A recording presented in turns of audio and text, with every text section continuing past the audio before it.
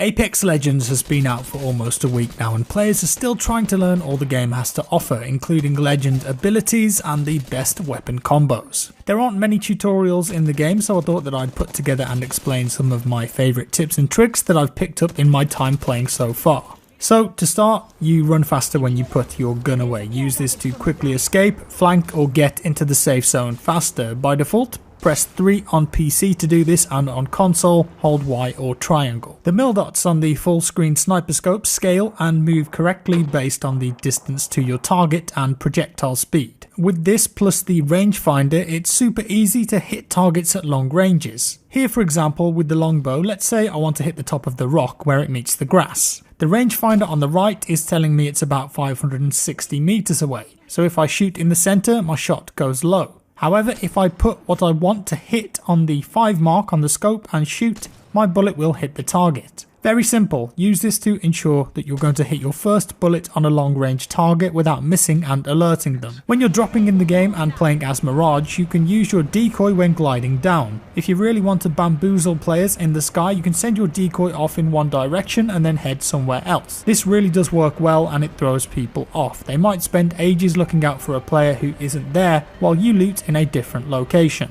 Frag grenades, how do they work? As far as I can tell, there's no way to prime them, but as soon as you throw a grenade, it will start a 4-second timer before it explodes. Use this on long range targets to surprise them and not give them any time to escape the fuse. The trajectory line that you see is 100% accurate too, and insane long range grenade kills are possible if you use it right. Arc stars are a little different, but don't underestimate them. They rip through shields, can be stuck to targets and apply a slow effect. However, they don't start to tick down their fuse until they hit something. As soon as they stick, after 3 seconds they will explode. Really good for ambushing people, these things are. You may have found the Prowler PDW but instantly dismissed its value because by default it's a 5-round burst gun, and not many people like burst guns, especially for close range. However, if you manage to find the Hopper Select Fire Receiver attachment, you can enable full auto on this baby, and trust me, it shreds at close range and uses heavy ammo. It packs a real punch. Consider trying it out with the Hopper if you're lucky enough to find one. It might quickly become your new favourite primary weapon. Next, movement, very important in this game. You're going to want to slide as much as possible when moving to help make yourself less vulnerable to gunfire. Not only that, but you can slide for a very long time, so if you're wanting to get somewhere faster, it's often much easier to just slide down a hill, for example. Now sadly there's no wall running in Apex because even though it is set in the Titanfall universe, you don't play as pilots and you don't have jump packs, but you can climb walls that are really high. Run towards a wall, jump, and you'll do a little scramble to get up. You can't do this forever, but it does mean that you can reach ledges that may look out of reach. Well worth knowing. You can hang on to walls too by releasing forward just before you complete the vault animation. Useful if you want to chill or just cancel what you've done. There is no fall damage in Apex. Jump from whatever height you want and you're not going to suffer any damage whatsoever. I love this and it's a breath of fresh air to not have to worry about taking damage when moving around. Landing on the supply ship right at the start of the game, whether it's in mid-air or already on the ground, can net you with some very strong loot from the get-go. Consider dropping onto these ships at the start, but be careful, they tend to be hot drops as many people go for them. Risk, reward, you choose. What about melee attacks? How do they work? As far as I can tell, they will only ever do 30 damage from any direction. You can do jump kicks too, but they don't seem to apply any more damage. They do look really cool though. And while we're on the subject, did you know that you can kick indoors? If you're sprinting, hit that melee key and you'll do a flying kick. Not quite sure how useful that is, but it looks damn cool and you'll make an entrance. I wonder if it would damage anyone stood behind it though. Maybe. I've not tested it. But pro tip, you can open and close doors when you're in the knockdown state to block off and hide from enemies. If you really need or want an item or attachment, piece of armor, whatever it is, open your inventory, highlight it and ping it. This will call out to your teammates. Works for ammo too. I just like to hear Pathfinder's voice though. I need a barrel mod. I need optics. I need optics. I need a body shield. This next tip isn't really about movement, but it's related to getting around the map. Dotted around you'll notice balloons with ropes. If you use those ropes and head up to the top of the balloon, your character will be able to go back into glide mode just like you do at the start of the game. Make sure that you're facing the direction you want to go before you ride to get more distance, and this means that you'll be able to travel far distances if you really need to get out of trouble or get away from the ring.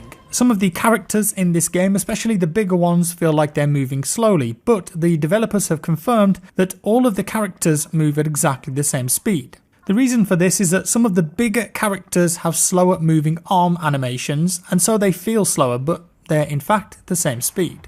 When a new round starts, a random hot zone will be displayed on the map with a blue circle. These areas are high tier loot and have a chance to spawn a fully kitted golden weapon. Definitely worth going to.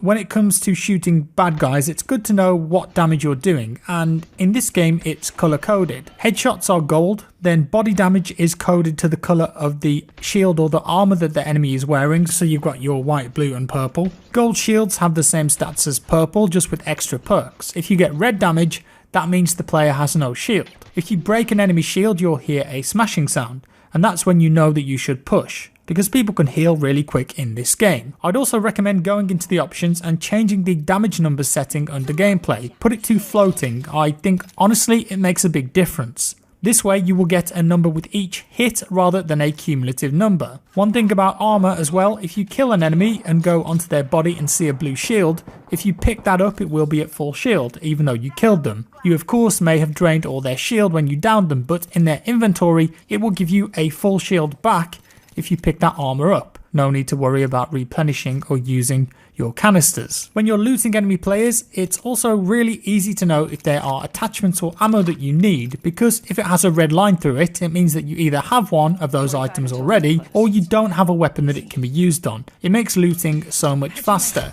And when you're looting out in the world, keep a lookout for little robots. They're the same robots you see in the cinematic when opening Apex crates. They're color coded and you can melee or shoot them and they will drop good loot. They make a little sound too, so easy to find. Attachments in this game automatically transfer to new weapons you've picked up if they fit. No more worrying about removing attachments first and transferring them across. If you have an attachment in your inventory that doesn't fit any of your weapons, but then you pick up a weapon that it would fit, the game automatically attaches it. Brilliant. It makes your life so much easier. It's also worth knowing that when you kill enemy players, their crates will be color coded based on what items they have. If the highest ranking item they have is a blue, then the crate will be blue. If the crate is gold, then that means they've got at least one gold item in their inventory. It doesn't guarantee a gold weapon, mind you. It could just be a gold attachment, but you at least have a good idea of what to expect and who to prioritize. They really have thought of everything. Speaking about gold items, it's worth knowing their benefits. Gold items can be found in the game, but they are immensely rare. But if you see airdrops coming in, make sure to loot them if you've got the chance. You could end up with a gold Mastiff shotgun, which is incredibly powerful.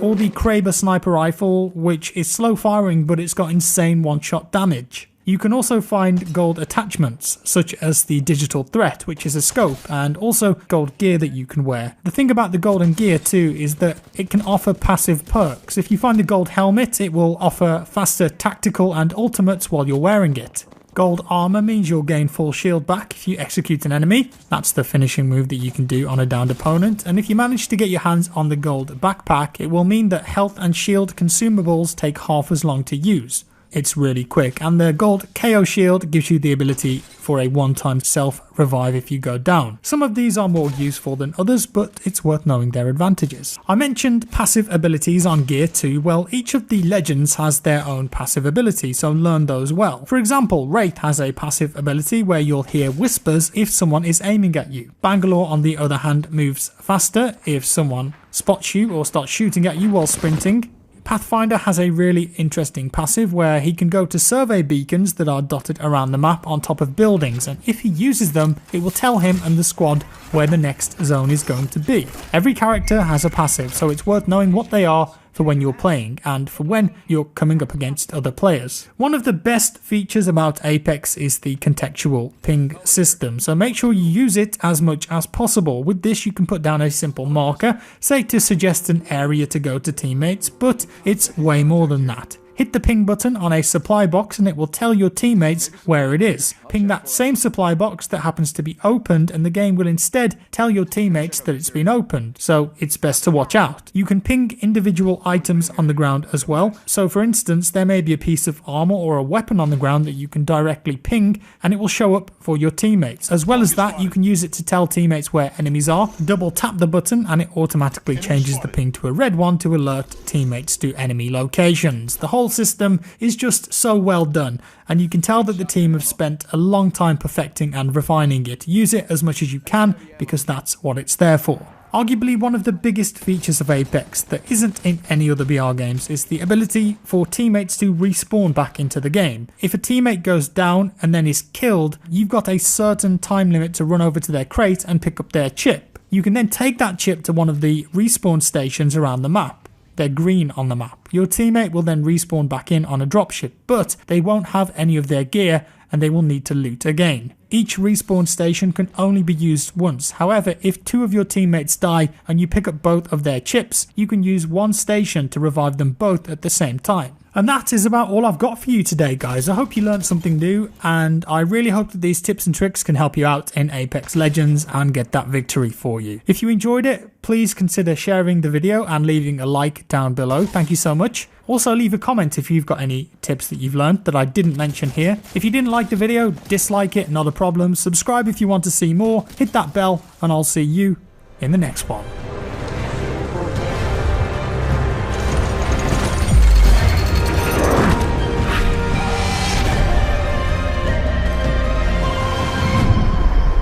You are the Apex Champions.